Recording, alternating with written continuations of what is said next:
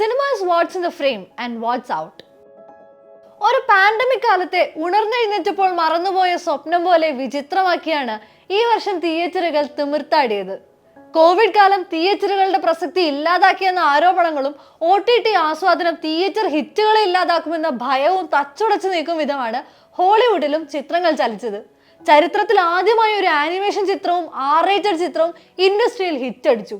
ഒരു music drama collection record ഇട്ടു.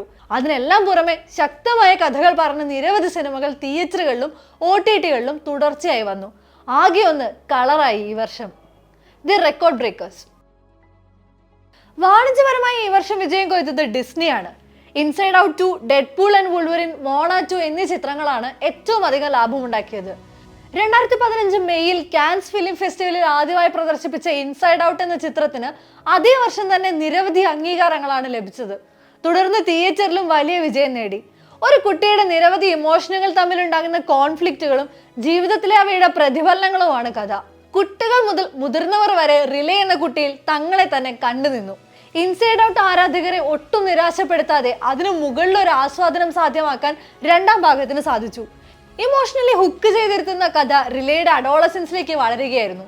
റിലേക്കൊപ്പം വളരുന്ന അവരുടെ ഇമോഷനുകളെയും ചിന്തകളെയും രസകരമായാണ് ചിത്രത്തിൽ അവതരിപ്പിച്ചത്. ഡെഡ്പൂളിനൊപ്പം വൂൾവറിൻ കൂടെ ഒന്നിച്ച ചിത്രം ഡാർക്ക് ഹ്യൂമർ എലമെന്റുകൾ കൊണ്ടും പ്ലോട്ട് ട്വിസ്റ്റുകൾ കൊണ്ടും മാർവൽ ഫാൻസിന് ഒരു കംബാക്ക് ഫീൽ നൽകുകയായിരുന്നു. ഏറ്റവും അധികം കളക്ഷൻ നേടിയ R-rated ചിത്രം എന്ന ഖ്യാതി ജോക്കറിൽ നിന്നും ഡെഡ്പൂളിലേക്ക് മാറിയത് റിലീസ് ചെയ്ത് ആഴ്ചകൾക്കുള്ളിൽ തന്നെയാണ്. എൻഡ് ഗെയിമോടെ പഴയ പ്രതാപം നഷ്ടമായ മാർവലിന് ഡെഡ്പൂൾ നൽകിയ ആശ്വാസം ചെറുതല്ല. മാർവലിന്റെ മിശിഹായാവുകയായിരുന്നു ശരിക്കും ഡെഡ്പൂൾ. ഡെസ്പിക്കബിൾ 4ാം ഭാഗവും ഡൂൺ 2ാം ഭാഗവും കുങ്ഫു പാണ്ഡെ 4ാം ഭാഗവും ഈ വർഷത്തെ മികച്ച പ്രകടനം കാഴ്ചവെച്ച ചിത്രങ്ങളായിരുന്നു. 2021 ഡൂൺ ആദ്യ ഭാഗം 407.7 മില്യൺ നേടിയപ്പോൾ രണ്ടാം ഭാഗം അത് 714 മില്യൺ ആക്കി ഉയർത്തി. മോൺസ്റ്റേഴ്സിലെ ഗോഡ്സില്ല വേഴ്സസ് കോങ്ങും നേടിയത് ഭീമമായ നേട്ടമാണ്.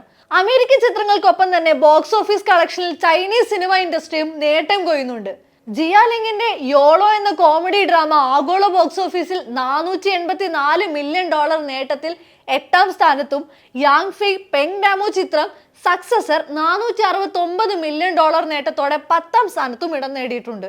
വാണിജ്യ സിനിമകൾക്കപ്പുറം പാരലൽ സിനിമകൾക്കും ഇൻഡിപെൻഡന്റ് സിനിമകൾക്കും ഈ വർഷം ഏറെ സ്വീകാര്യത ലഭിച്ചിട്ടുണ്ട്.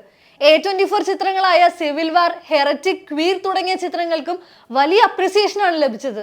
അതിനു പുറമെ substance, the room next door, Emilia Perez, challengers തുടങ്ങി നിരവധി ചിത്രങ്ങൾ വിവിധ OTT പ്ലാറ്റ്ഫോമുകളിലായി ആളെ കൂട്ടി.